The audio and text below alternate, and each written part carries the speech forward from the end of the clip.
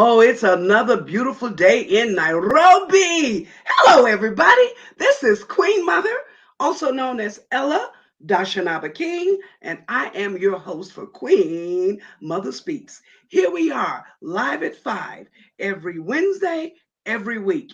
2 p.m. Ghana time, 3 p.m. in Morocco, 6 p.m. New Dubai, 7:30 in India, 10 a.m. in New York, 7 a.m. in California. Hey, every Wednesday, every week, I am your host. Welcome to Wonderful Wednesday. Listen, we have a great show planned for you today. I am so excited. I've done everything I can to cut the show down so we can basically listen to our guest who's going to be in show today. Nana, who's in studio today? Nana? Hello there.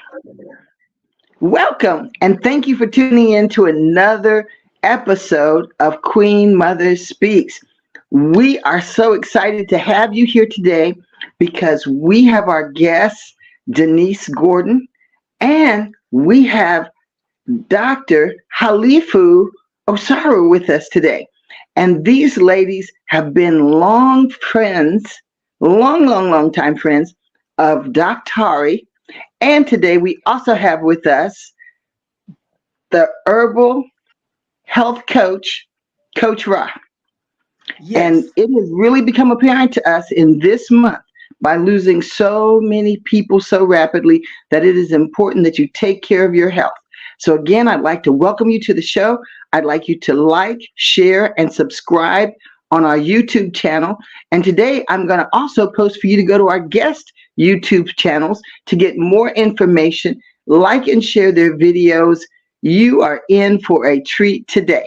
So please let us know where in the world you're watching our show from today. And happy month of April.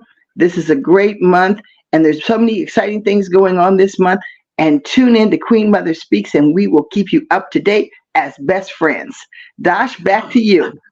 Thank you, beloved. Thank you, beloved. So here we are. We're giving you a chance to see everybody who's in studio. And everybody here, we want you to say hello to the viewing audience. And you can actually speak and say so. Like, Denise, I think everybody in Kenya knows who you are. I've been getting a lot of messages today. Oh, Denise is here. So yes, everybody, Denise is here. Say hello to the viewing audience. Greetings, everyone. So glad to reconnect with all my friends in Kenya and beyond. And Dr. Nava, always a pleasure. All right. Dr. Ari? Coach Raquiyah? Oh, hi. I am Coach Raquiyah Murphy. I am your herbalist health coach. And I invite you to get relaxed. Share the button. Hit the like. Comment. Very important that you say 1 or 2 words, please, all the time. It counts. The algorithm goes crazy. All right. Let's let our other guests say hello. I'll be back with you. Greetings, blessings, and salutations. Love to all. Back to you, Queen. HALIFU? Akwaba. I am so glad to be here at Queen Mother Speaks. Dashanaba King and I have known each other for over 40 years. She's saying closer to 50 now. I'm a retired professor of African American and African Studies at UC Davis in California. And I am just so pleased to be here. I feel like I'm back on the African continent by being on this show. And I know that we're going to have a lot of words of wisdom and love and peace. All right. We are excited for everyone who's here and in studio today. Coach Ra, are you ready? Okay, we're going to go to Coach Ra. Continue to wash your hands. Enforce distance yourself. The Omicron virus is here and live, and I think I got something. and I am now nursing myself back. We thank you to tuning into Queen Mother Speaks, a safe space for information, inspiration, and expression. Did I skip something? You're doing fine. Okay. Uh, Bunga da Bunga. Every Thursday, a new platform for women's issues, politics, and education is on sabbatical. Will return soon. Catch us live every Wednesday at 10 a.m. EST, New York City Standard Time, and in Kenya at 5 p.m. every Thursday. Bunga da Bunga is on, I mean, every Wednesday. Bunga da Bunga is on Thursdays at 7 p.m.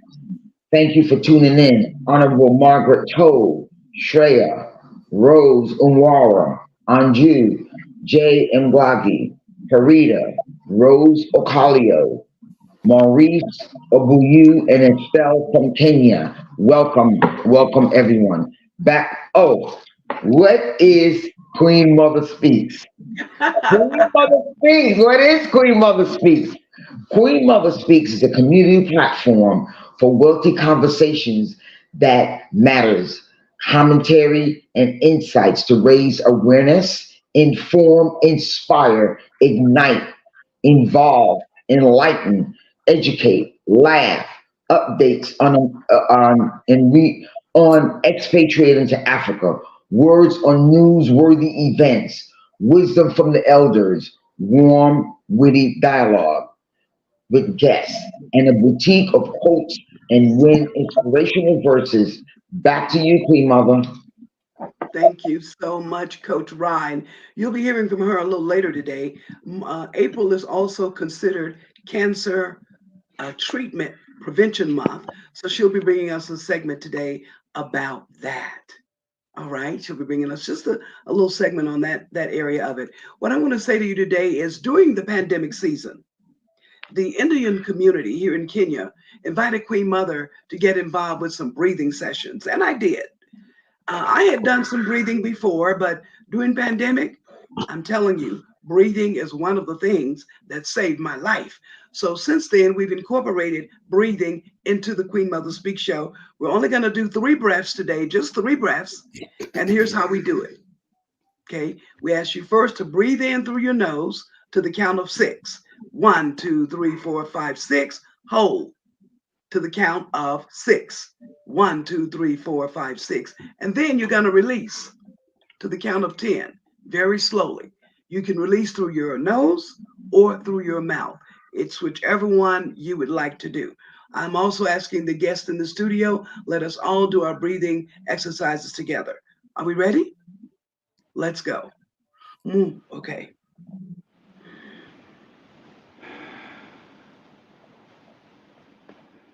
Hold. Release.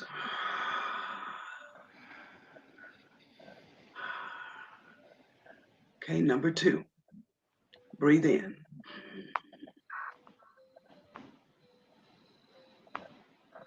Hold. Release.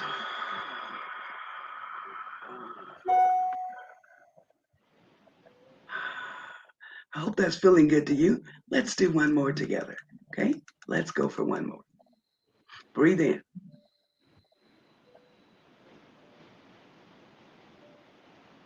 Hold.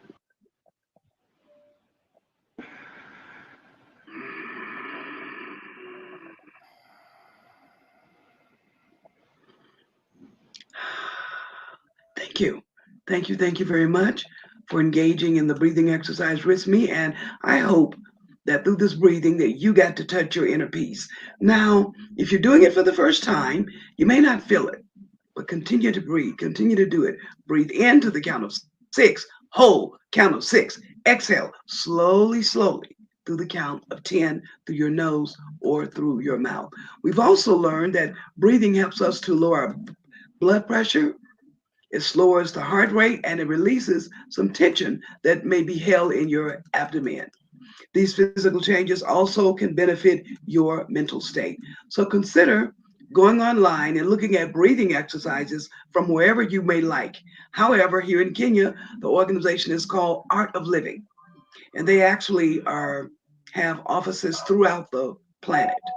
So just about every country, you can find something from the Art of Living Institute. Okay, we're now going to go into our meditation for today.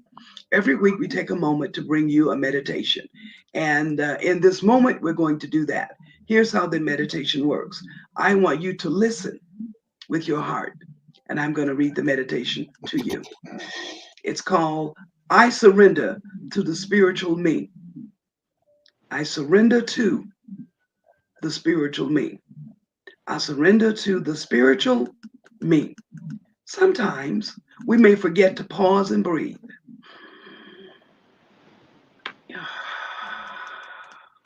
All right, but I want you to know that as human beings, we can breathe. And we thank God for the fact that we can breathe. And we also thank God that we can become so consumed with doing and being in action that we become very imbalanced in our living. All the constant doing may lead you to feelings of exhaustion. I know it does for me sometimes. We put stress on ourselves emotionally, physically, and mentally. And our goals seem to move further and further away rather than closer to us. That's because today, I, Queen Mother, I sit here with you. And as I'm sitting here with you, I remember how I used to not take time and let life come in. But now I'm moving away from that. And I invite you to do the same. As I let go of working hard and surrender to spirit, my vibration increases and my desires also increase. So I invite you to let go of working hard and welcome the ease of well-being. Thank you, wisdom in me, through me, as me, through the Christ within. And so it is. And this particular reading is taken from Hillside Chapel and Truth Center, located in Atlanta, Georgia. If you find yourself in Atlanta, please go by and check at the Hillside Chapel and Truth Center. Our scripture for today is, get wisdom, get understanding, and turn not aside from the words of my mouth. Do not forsake her, and she will preserve you. Have her, love her, and she will save you. Proverbs 4, 5, and 6. Once again, that's from Daily Thoughts from the Hill, from Hillside Chapel and Truth Center. I thank you for enjoying the breathing session with me and also going through the meditation section with me. We're going to bring in Coach Ra in a moment, and she's going to introduce our guest, our first guest. But first, let me give you a quick announcement. Here in Nairobi, Kenya, live on Sunday, April 14th at 2 p.m., will be a musical encounter with the one and only gospel singer here in Nairobi. Her name is Marlena Link. All right, Marlena Link. She's going to be here. Mercy, she's a local recording artist. I was expecting her to come in and advertise about the event, but it's called Yada Fest. As we see the poster here in Queen Mother Speaks, Yada Fest. It's going to be held at the House of Transformation, HOT, House of Transformation, this Sunday, April 14 at 2 p.m. I will see you there. Queen Mother will be at that fest on Sunday at the House of Transformation. Please join me there. The event is free admission, but you must call Yada to get registered. The number to register is 0732-284-976. Once again, the number to register for the free concert, 0732-284-976. All right, and I invite you to join me there. Coach Ra, are we ready with our next guest on the show? All right, bringing in live Coach Ra. Greetings, blessings, and salutations to all. It is indeed my distinct pleasure of having to introduce Professor Denise Gordon, an American professional performer, with over 15 years of experience performing from New York to Zanzibar. Yes, yes. Yes, raised in Motown sounds. Her music fuses soul, R&B with the Afro rhythms of Central and East Africa, where she has lived for over 25 years, and Mm. inspired her debut album titled Wangui. Her love of African print inspired Mimi Zuri, Beautiful Me, her fashion line for plus size women. Denise is a television actress and lifestyle writer, musical performance coach, and artist program coordinator.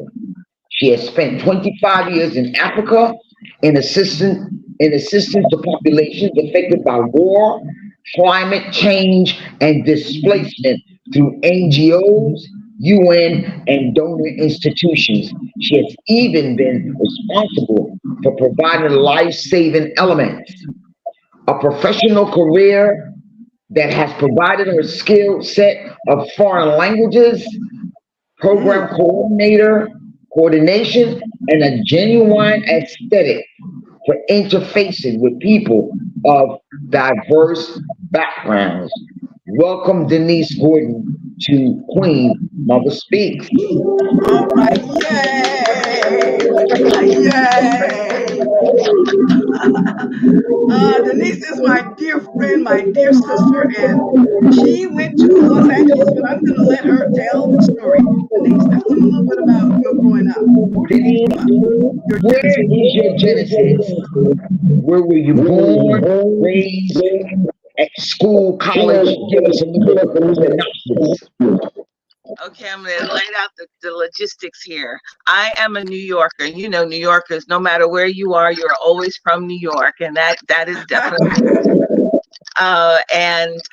So I was in Queens, New York, you know, home of hip hop, and did my education all on the East Coast. I went to the University of Pennsylvania for my undergrad and degree in international relations, and boy, did I work that degree. And Yeah. and a master's degree from the University of Florida in political science. And so that kind of all of that in between all of that, you know, this was not a straight line. I was always attracted to, you know, international and more specifically to Africa. My first trip to Africa was when I was 19 years old, and I was a Operation Crossroads Africa volunteer. And I always say that 19 was a great age. I was old enough to understand what was happening, and I was young enough to really orient my life to what I was discovering. And my discovery was Africa, and not look back, not look back. It has been just an amazing journey. So, you know, it's you don't go to Africa and say, oh, I'm going to spend 25 years here. It just happens. And I think it just, anyone who is there, you know, can just, it just happens. A year goes by, 2 years go by, 10 years go by, and then you just look back and say, wow, you know, I've been here a minute. I bet the big change was when I started a family. Prior to that, I was really really in the whole NGO world, you know, just living in war zones during the civil strife that ended, civil strife, Rwanda, Burundi, and just people who are just incredibly challenged by, you know, just all types of things. And so once I started my family, I could not keep hanging out in the war zones. So it was time to kind of, in between there, I kind of discovered music. And that was kind of like, that was a lifesaver for me. You know, when you are in those situations, it's stressful. And that stress can, if you don't handle it, it eats you up. And I discovered a band in Rwanda that shortly right after their civil strife, that's really underplaying it, but the genocide that happened there.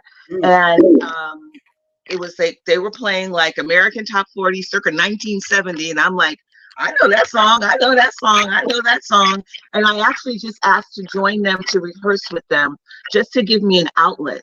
And it was that outlet, they were generous in their time and their patience with me, and it was an outlet that really changed my life. And I give thanks to Nelson and Boogie and Pop John Papi and all these people who were just amazing musicians that embraced me. And I thank you, because I took that and flew with it. Later on, it was like, okay, I'm tired. I don't want to keep singing other people's music. I want to sing my own music. And I had the opportunity to record an album, which I say is my diary set to music, and it's called Wangawe, which means "You Are Mine" in Swahili, and that's the title song. That the title song of the album is also called Wangawe, and that's who influenced you for music? Where did you get that from? Well, I guess my dad. My dad used to, I think after work, he would, in Manhattan, he would go to his spot, his hangout, his local, and sometimes there'd be music and he would join in. So he was a singer. My dad was a singer. He didn't take himself seriously. It was more of an outlet. And I guess I started the same way. It was an outlet. Okay. And then it just kind of took over my life. So what was it like having the band in Uganda and very started performing with them? Advanced. What were you known for in school during your high school days? What were you known for, or what was your thing? During my high school days? Yeah. In other words, were you singing then? What do people know you for back then? I always singing. I was Anita in West Side Story, and in my high school, in high school, that was big for me. My high school play. I was always singing. There was a level of me that was always performing. I was a cheerleader. I was student government representative. I was president of the Modern Dance Club. There was a level of performance that was always there, but I definitely grew up imagining myself being backup singer to Mariah Carey. Backup. I never imagined myself in front. I just wanted to just be in the energy of, I didn't have to be the central focus, but I always in my head, that was the backup singer to Mariah Carey. Wow. How about that? And I was experience like singing jazz here in Nairobi. And what would you tell? That's how I got when I moved to Nairobi. One of the first things I heard about was an African American singer called Denise. Okay. Even though I got these two ears and got two people talking, but I think you guys are actually asking the same type of thing.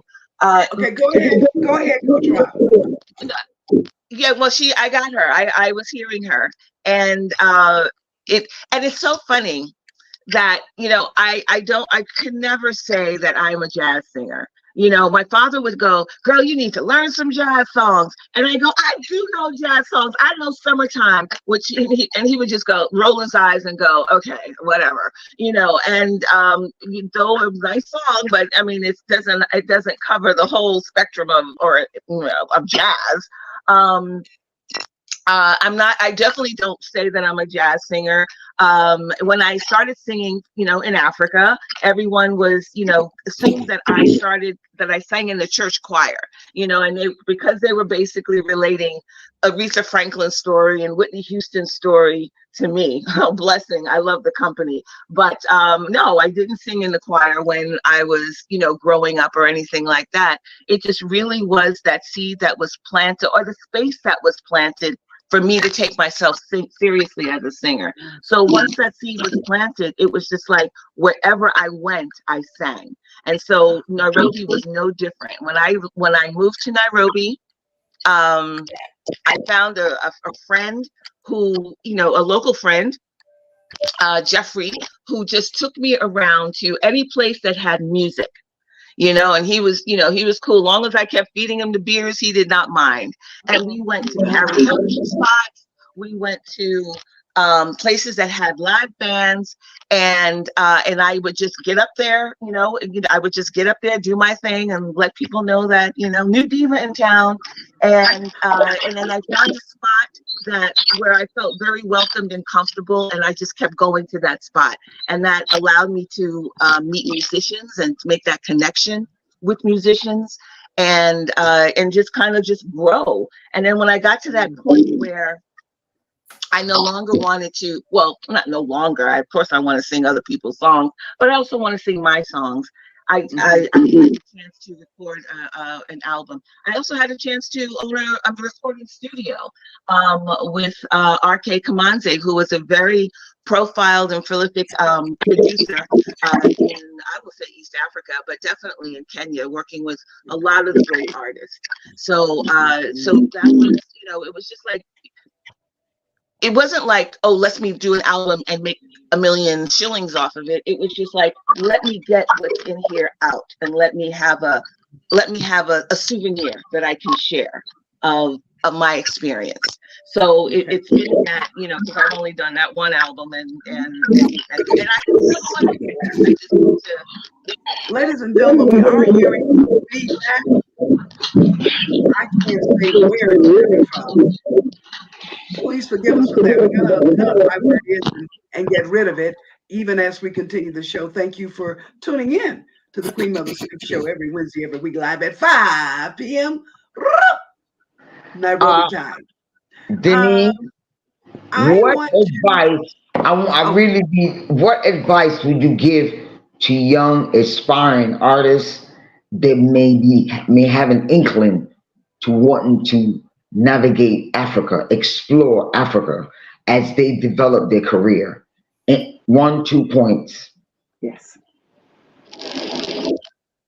I think exploring an artistic career is very I won't say it's easy, but if you're coming as an artist, any type of artist, a visual artist, a performing artist, you know, that's where you make, that's your point of connection. So what better way to learn the culture, learn to meet people, is going where the other artists of, you know, of the areas, where you are.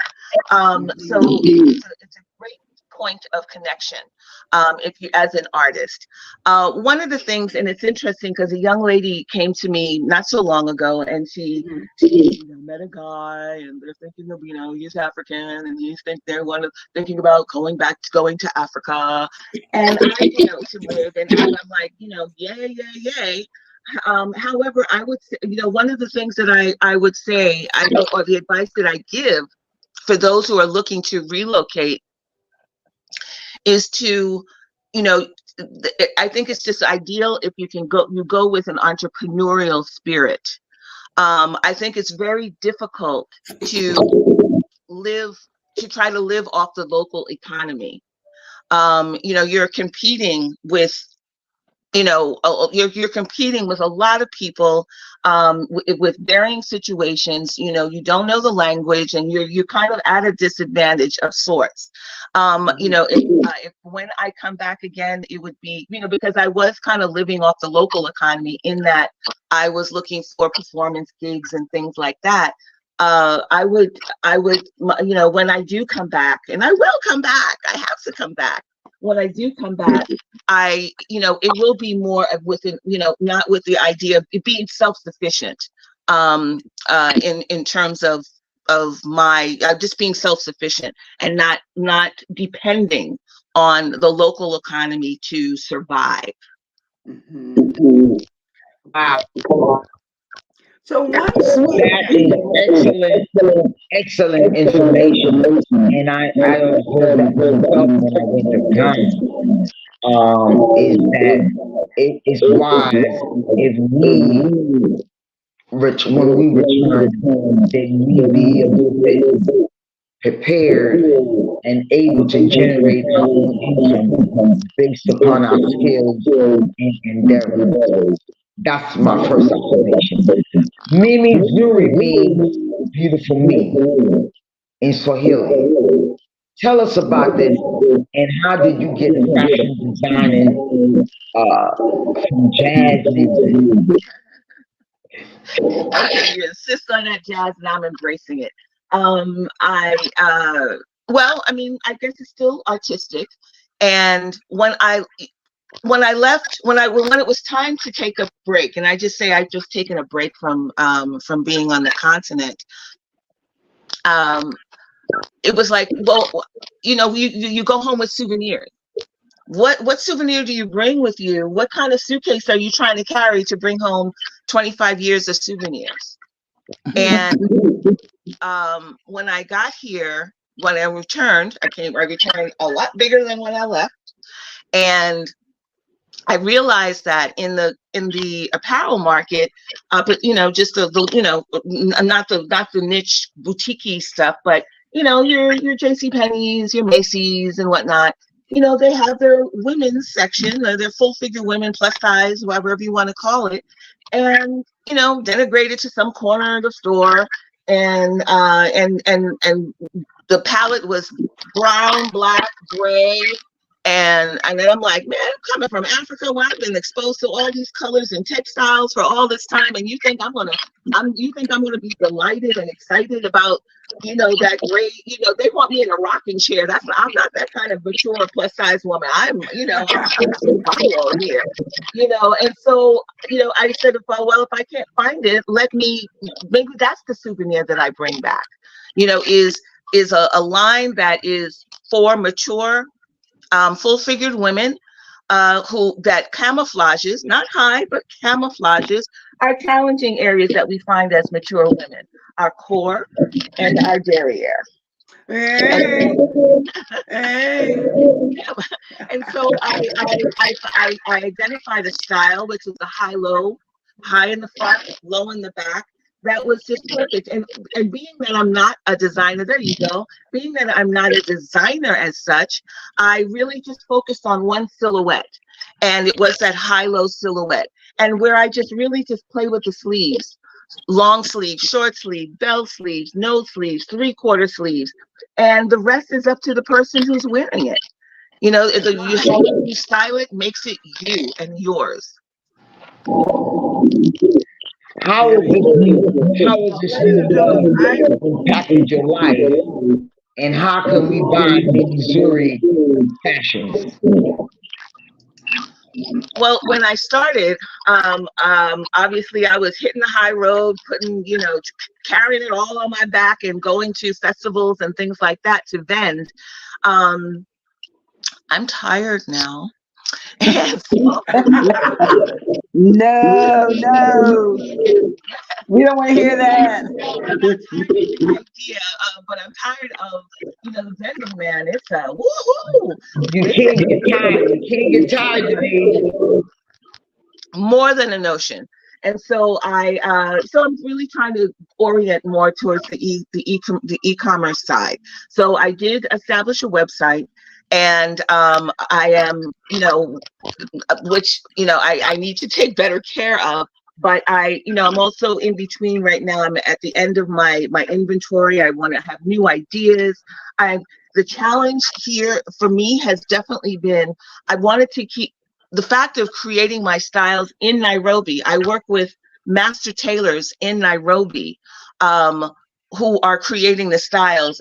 So the challenge is really getting the styles back to me.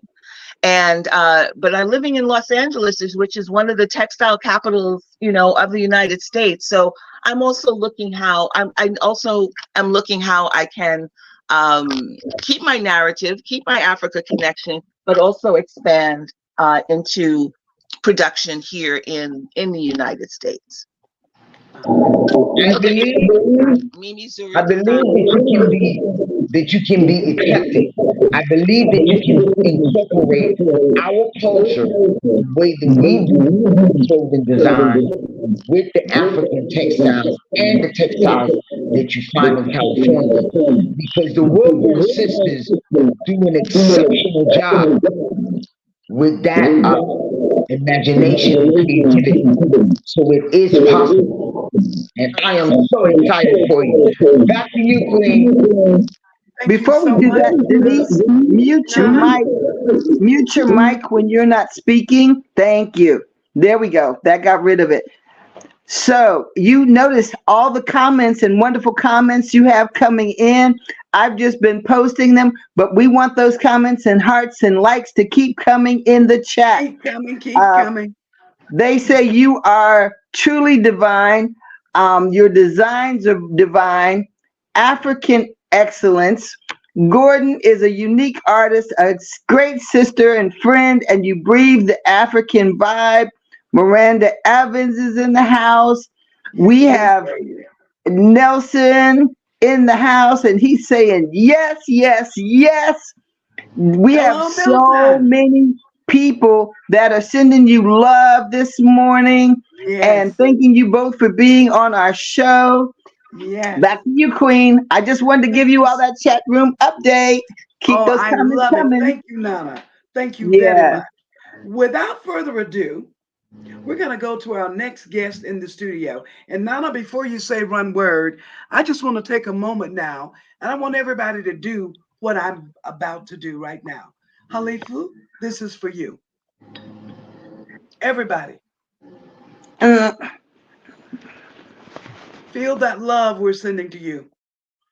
It's been so long, and I'm so happy to be in your presence, my dear sister. Nana, take it away.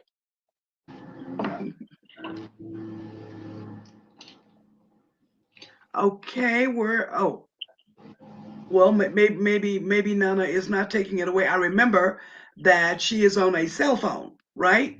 And not able to get to the script. So let me just take a moment here and scroll down and go to the area that we want to go to right now. We've done the Yada Fest. We completed with that. Okay, Halifu Osumare, PhD. right. Here we go. Halifu is professor Imurfia in the Department of African American and African Studies at the University of California, Davis, and was the director of AAS 2011 through 2014. She's been a dancer. That's when I met her, y'all, when she was a young dancer, and we both were in Ghana at the University of Ghana. She went on to become a very well-known choreographer. She is a arts administrator. She is a scholar of Black popular culture. Listen to this, for over 40 years. Wow, we're going to have her back because there's so much to speak on. But with the PhD that she got from the University of Hawaii at Manoa, and an MA in dance ethnology from San Francisco State University, she's a protege of the one and only late renowned dancer and anthropologist, Catherine Dunham. And she's a certified instructor of the Dunham dance techniques. Now, again, when I met her as a young woman there in Ghana, we were both in the, I think it was called the African Studies Department at the University of Ghana. And girlfriend would dance.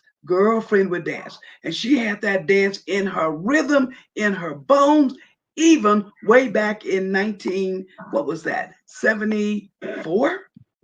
She had that dance in her bones. And the Africans would stand around when it was time for her to dance and just watch her because she moved so gracefully. She moved so beautifully. And they couldn't believe how this woman could dance their dances, in some cases, I'm going to say just as good or even better than they could. They couldn't believe it. They just couldn't believe it. But she did. Okay. She taught, she conducted research, and the research was not only in America, but also in some of the African countries. She was allowed to go back on scholarships from time to time where she would do research in Ghana, Nigeria, Malawi, and Kenya. I had no idea she's been in Kenya, but I'm happy to know that now. And I know that the next time she comes this way, I know exactly where she's going to stay. Righto? Say righto, righto. Yes, right she on. has been recognized as one of the foremost scholars of global hip hop, publishing The African Aesthetic in Global Hip Hop, Power Moves in 2007, and The Hip Life in Ghana, West Africa, Indigenization of Hip Hop in 2012. All of this is resulting from a 2008 Fulbright Fellowship.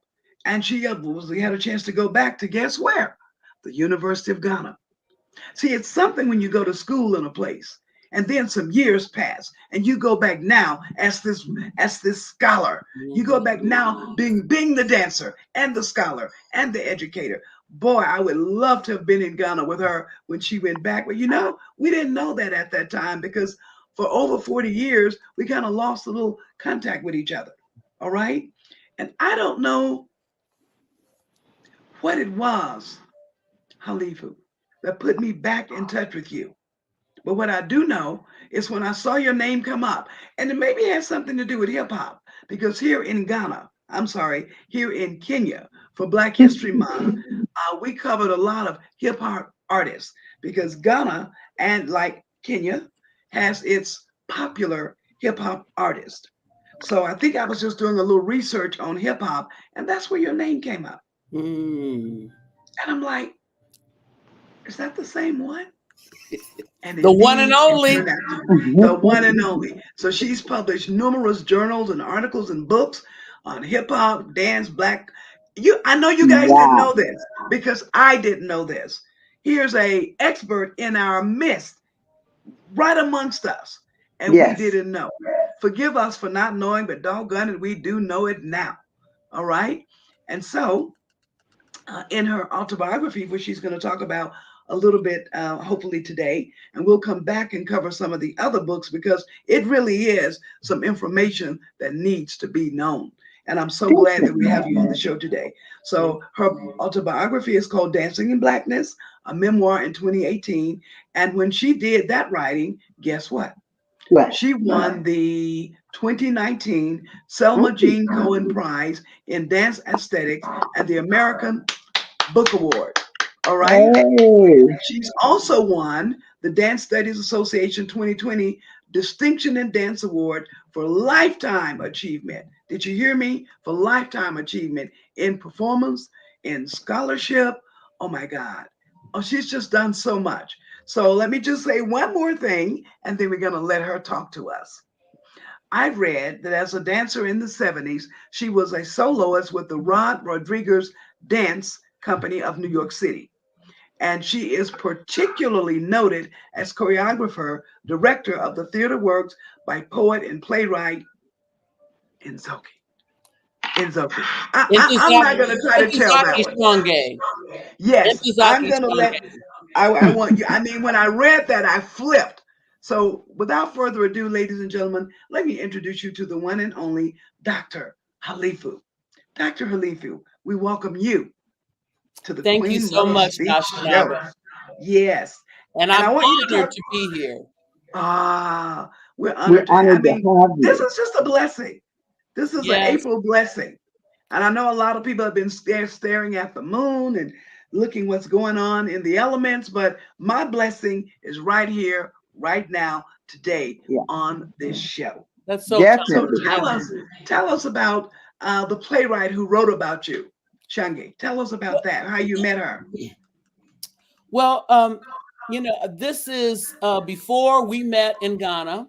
It was around 1973. I had gone to New York, studied and performed with the Rod Rodgers Dance Company, one of the top modern dance companies in New York at that time in the early 70s. But I always felt like I needed to come home. My home is the San Francisco, Oakland Bay Area. That's where I grew up. And so I left New York, came back home, and lo and behold, this young poet who had just graduated in American Studies from the USC and came up from Southern California to the Bay Area and started a radio show on a local station that played all kinds of R&B and Latin music, and she started making a name for herself. she was always interested in dance and started coming to my dance classes. So Ntozake Shange, the playwright who wrote the classic for colored girls who consider suicide when the rainbow is enough, we met. She became my dance student. We became very close, and guess what? She is the one who bestowed the name HALIFU OSUMARE upon me. She had been given the name Ntozake Shange by some South Africans in Los Angeles, and she was into that renaming process. She got to know me, and in 1973 gave me that name. I didn't assume it quite immediately, but eventually I started performing under that name, and now very few people know my birth name.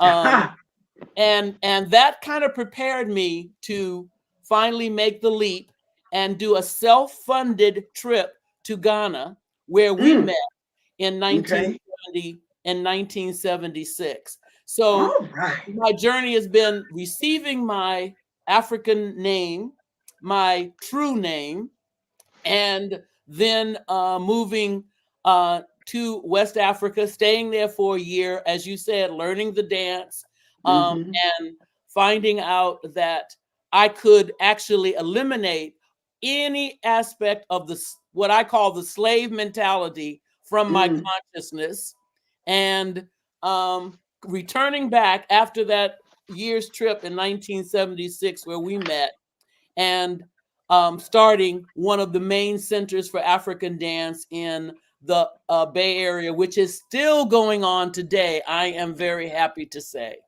All right. Is that the Everybody Creative Arts Center? Yes, that morphed into City Center Dance Theater. Now it is called the Malonga Cascade Lord Center for the Arts in Oakland. So anyone listening to this, if they go to Oakland, California, they have to go to the Malonga Center, because that's where all the West Africans, the Brazilians, the Caribbean folks teaching dance and drumming are all gathered there right now, even today. That started from the seed that I initiated in 1977, right after coming from Ghana, where we met. This is so profound. Yeah. The people you've met, the work you're doing, and it's interesting what you know and what you don't know. Queen Mother's been in San Francisco many times, even though my base has been in Africa for over 35 years. I just had no idea. So I'm just grateful for the knowledge and for the opening that led me back to you, because San Francisco becomes a different place for me now.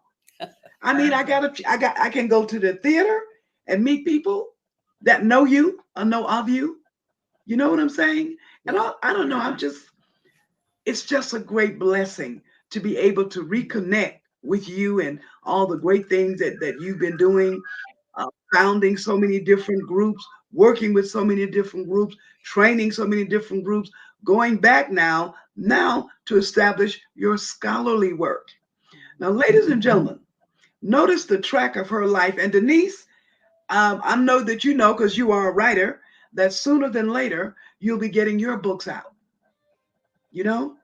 Sooner than later. Now, she's done some acting. We didn't talk about that a whole lot, but she has done some acting. And her family, her family is a family of people on the big screen. I don't want to talk about future stories, but her young son. And it's so interesting with him, his life, when she decided, I want my son to enjoy the American part of who he is. And she wanted him to tap into America, and brought him to California, Los Angeles in particular. And he began to understand other sides of himself. And at some point, Denise, we'll get him up there in Oakland, because Tashmia is still up in San Francisco. So I'd love for him to go and spend some time at the theater there. I think she called it the Malonga Center in Oakland. All right, what else do we want to touch on? Let's touch on one of the books. Okay, which one? They call you Doctari. Which one? How about the first memoir? Okay, Dancing in Blackness. Yes. Uh, that happened after I retired. I retired from UC Davis in 2016. And I had written my hip hop books and become a recognized hip hop scholar by that point. But I always wanted to write my own story. I have been keeping journals Mm-hmm. every since the late 60s. And I was even keeping a journal while I was there in 1976 in Ghana. And so I started revisiting all those years that I had begun to write my story just for myself, and Mm-hmm. decided that it was time that I had a story that Mm-hmm. could, in fact, inspire other people. And the term dancing in blackness just arose as I was reading Mm. journals, that Mm-hmm. that's in fact what I had been doing all of my life. I Mm-hmm. had sought the source of Black dance in America in Ghana, and as you said before, learned a lot of the indigenous dances of Ghana, Yes. from the Ashanti, the Ewe, the Gari, way up in Mm-hmm. northern Ghana. I Mm-hmm. traveled all over, and so I wanted to tell that story. And so Dancing in Blackness starts when I'm really in undergraduate school after starting dance in high school at San Francisco State, where the whole Black revolution in Black studies in higher education really began. I was Mm-hmm. all around that fervent, and I always wanted to add dance to the mix. Like, dance could be a way of knowing ourselves and knowing our Blackness.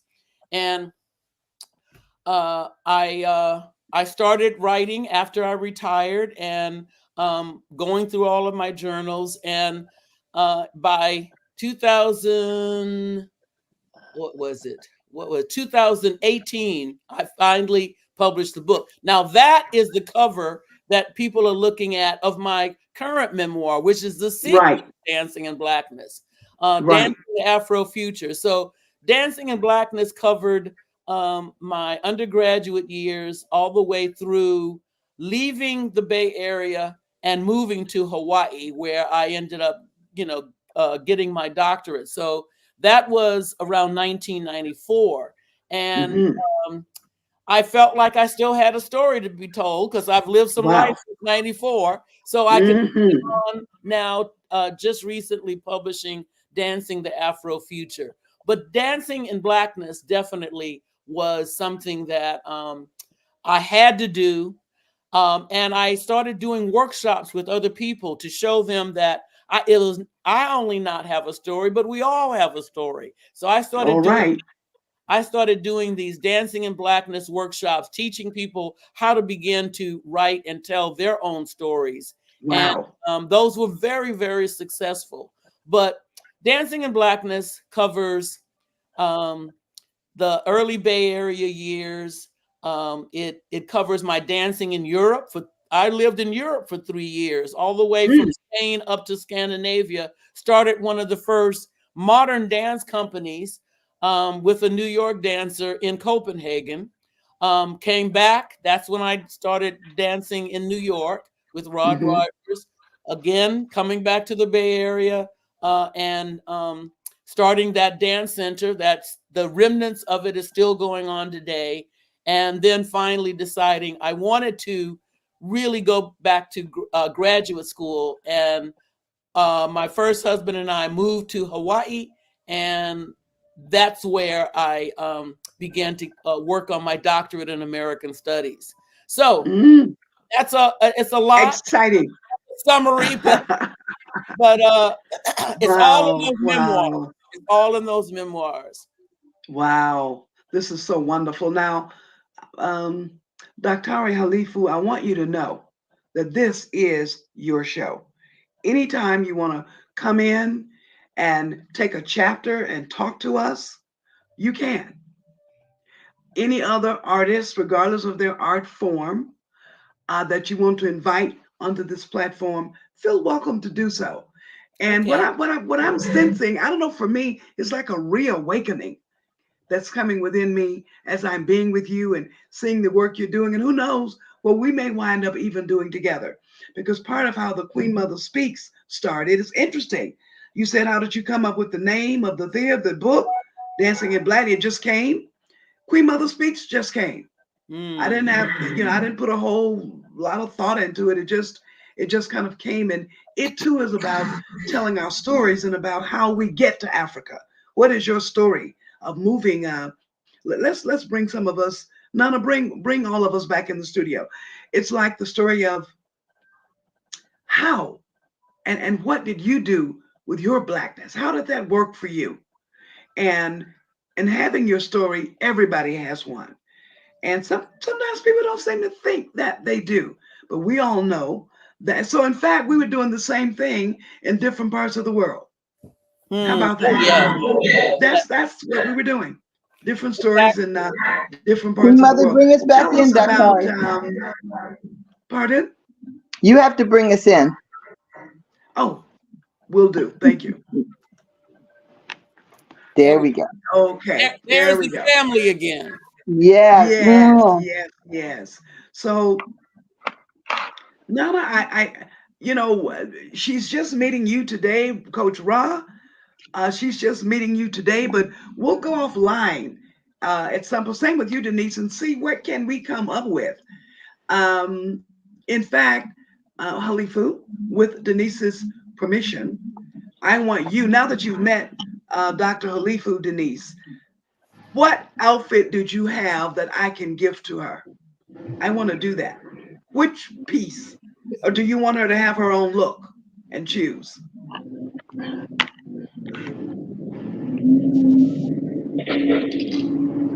I think you need to unmute. Unmute. And the representation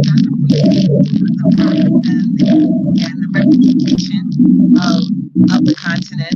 And what I would just ask her, it would just be to, if she at some point pick your favorite jacket and measure from shoulder to shoulder. And then I would see what I had in my collection that would fit you appropriately, because the art is worn very much off the shoulder. Wow. Shoulders that carry it. And can we show? I know we showed some fashions earlier, but Denise, mute your mic. let us see a few more. This is Say it totally again. unexpected. Wow. And the fashions, the designs that I saw of Denise that you showed are just absolutely fabulous. I was like, whoa. Yeah. They're reversible. They're reversible. Beautiful. And of course, Queen Mother does have her Denise Gordon, Mimi Zuri fashions. I do. But I want you to have one too. Nana and Ron, don't worry. Don't worry. Queen Mother will make it to the States sometime this year, and you'll get yours. Listen, I might beat you but there. I definitely want to give one to my sister HALIFU and thank her for all the work she's done over the years, and just say I'm just delighted to have you in my life. I mean, really. Listen, Doc, I hate to interrupt. I have been so quiet. So, Dr. HALIFU, yes, Teresa R. Kemp, Nana Afua Adezewa the first, but I'm the historian for the Faces of Rap Mothers. Wow, beautiful. Yes. And Candy Strother DeVore has put together over 200 Faces of Rap Mothers, 8 books.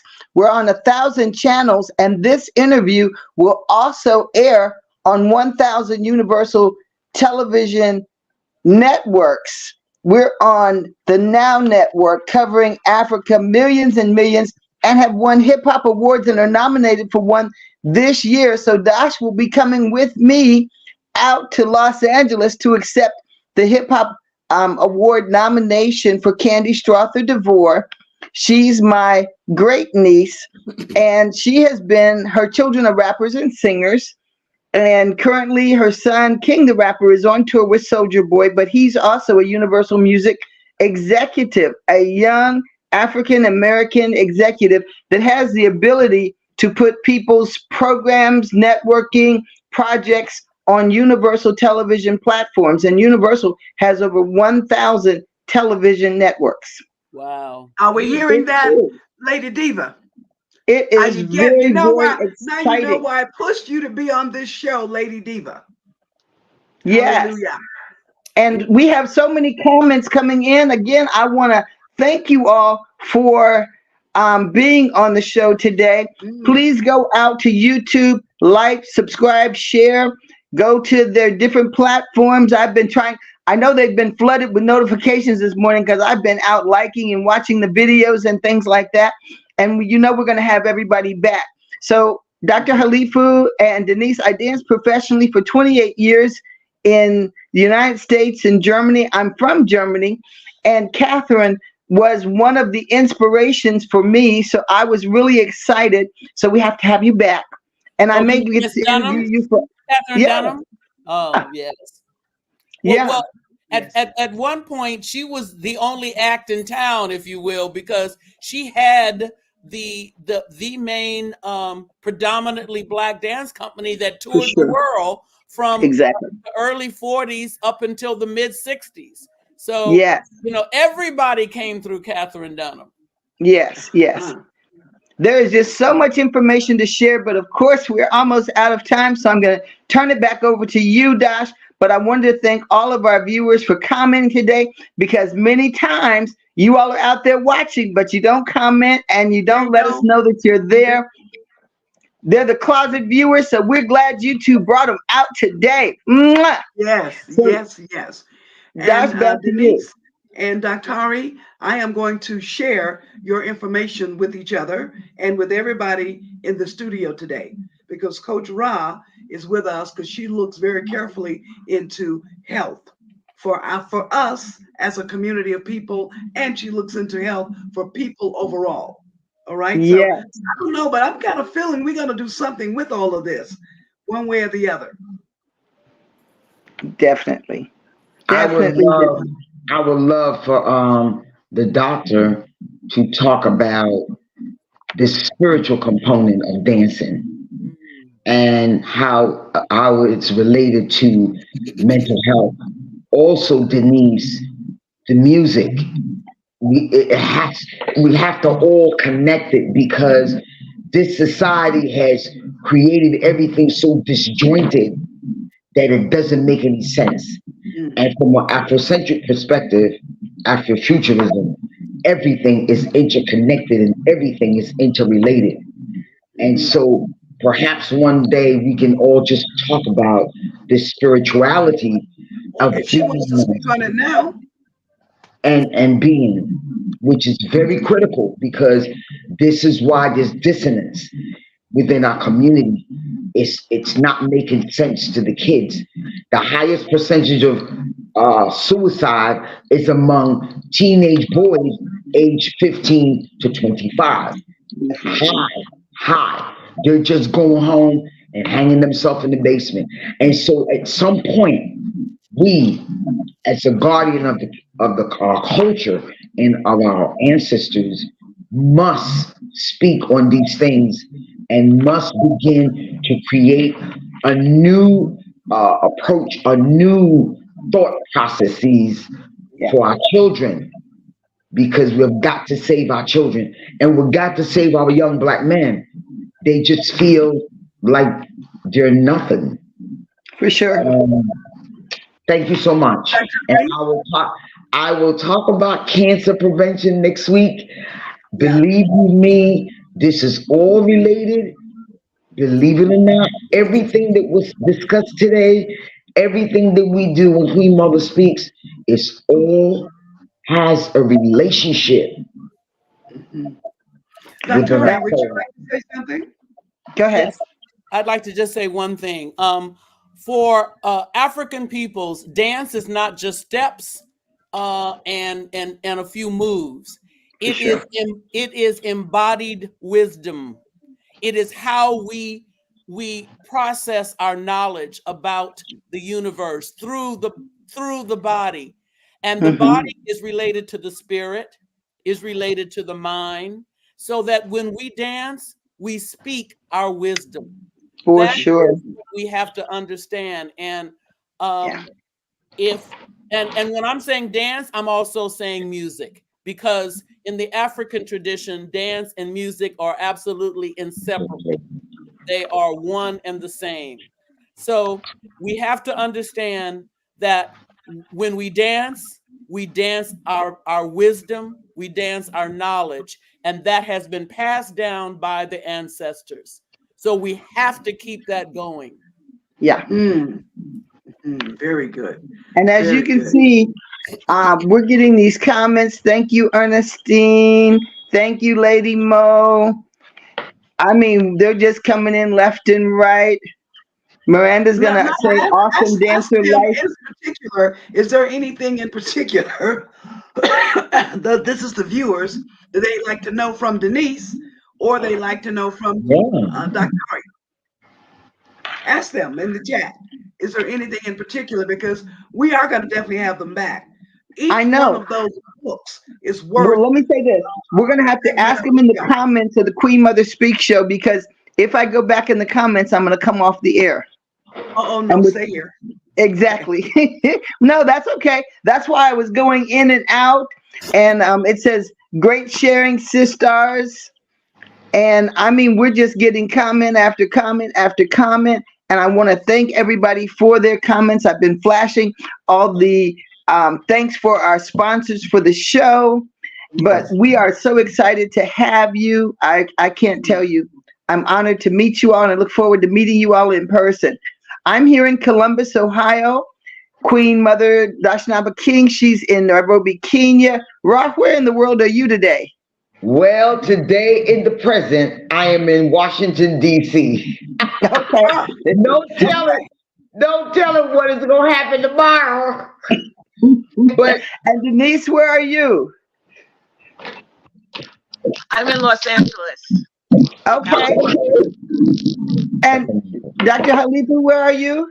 I'm in Sacramento, California. Okay, well, Dasha and I are coming to California. Ra, you might have to come with August. us. My birthday's in August, so listen, I am going to be celebrating, and all of us can get together and do several more shows, but other shows also. And I look forward to it.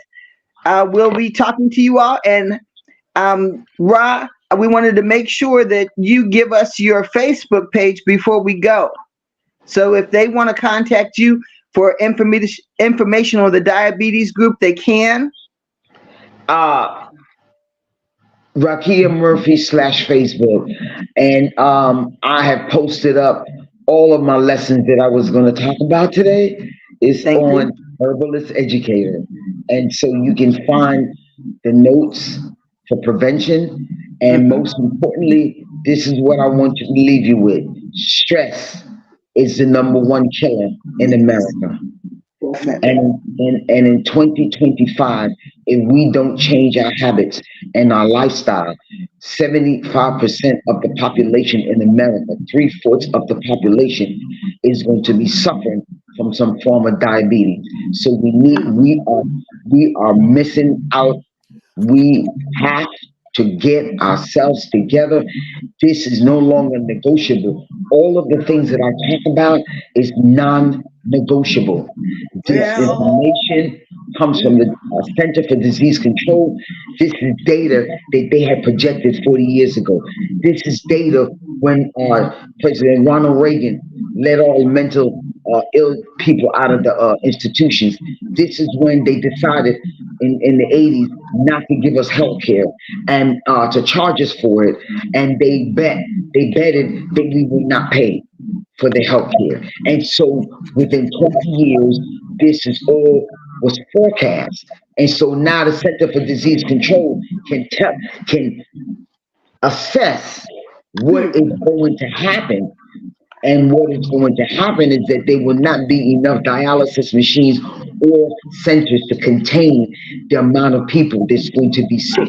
This is why they're letting all these foreigners in, because Americans, the advanced society, technologically, is going to be the majority sick. I hope that everyone is getting this in their heads. Not only sick physically, but sick mentally. Mm. And Well, so it is. And let me so, say With this. that, go. we have, I call it Code Orange. We are in imminent danger of extinction. And they are projecting that in 2035, there'll be none of us. And Ah, Well, we're so, going to change that with your alerts. this yeah, is we're why gonna change that. I am unrelenting and my ancestors won't let me sleep. And so, this information we've got, and this is why, thank you, Denise, thank you, Doc.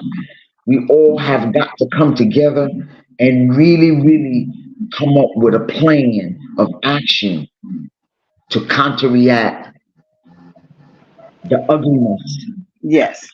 of So, Rob, what is our being viewers seen. have started posting, and I'm still getting new comments.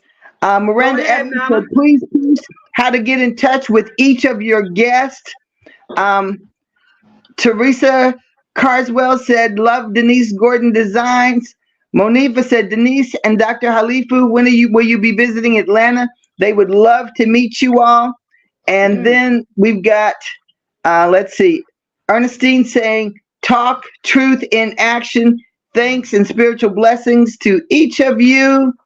Miranda said, when you discuss about diabetes, can you give us some safe options for replacing sugars in our diets? And I'll say yes, because she does a monthly podcast, and she will be able to address that. Let's see. I mean, they're just coming in. So how can I'm we get in excited. touch with you, or how can our viewers get in touch with you, Dr. Halifu?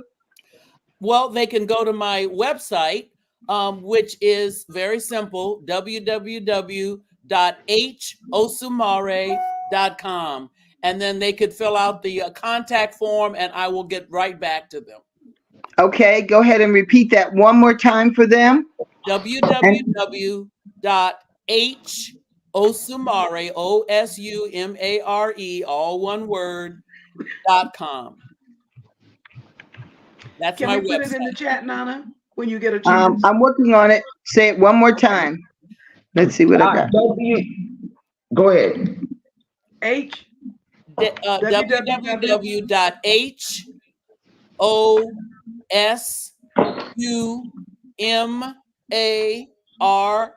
www.hosumare.com. Okay.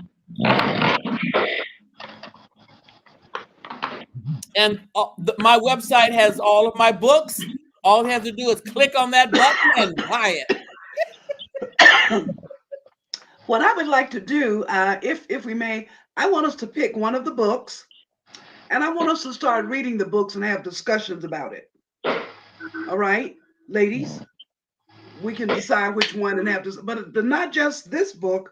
We'll complete this book, and then we'll go to some other books, because Nana has some books out with her grandson about the Underground Railroad and the Underground Railroad quilt codes. You have no idea, Dr. Hari and Denise, who's in the house with you today and what they bring. And I want you to learn more about that as time goes on. Ladies, we're going to end the show. Wait, before we do that, anything else you want to say, Denise? I want to give my contact. You can easily contact me on Instagram, Denise Gordon Africa. Once again, At Denise Gordon Africa. did you get that, Nana?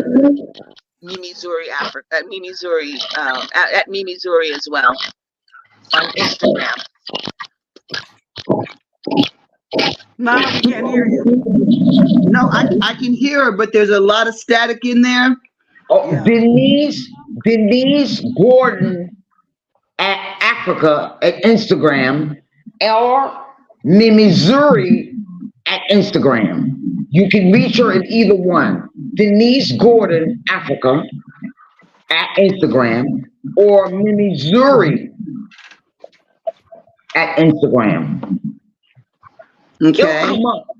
It'll come up once they hit Denise. She gonna pop up. That's how the algorithm works. And the same with Doc. Once you put her name in, it's gonna come up. And it was Mimi Zuri on Instagram, Mimi right? Zuri at Instagram. Got it. Mimi Zuri, Zuri. Okay, and our guests are listening to, let's see, got that one, got that one. There we go. Hey, check out Queen Dash. I'm a Missouri girl, and it's on two sides.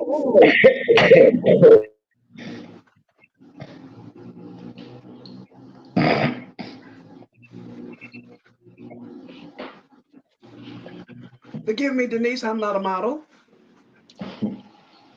Yes, you But when are. I put my clothes on, I sure do feel like one. All right, so we're going to end the show today with the way we always do, and we end the show by sending out love because we believe that love is the most healing force in the universe. And the way we Yes. do that is we take our left hand, we throw a kiss, we take our right hand, we throw a kiss, then we take both hands. And we're going to do this all together. Ladies, are you ready to put some healing in the world? Yes, Starting yes, with yes. the left hand. Let's go. Mm. The right hand. Mm. So much Yeah, fun when friends get together. that's right. And we're going to do both hands. And whoever you are, wherever Mm. you are, we're sending you this healing love. You know where to put it. Let's go.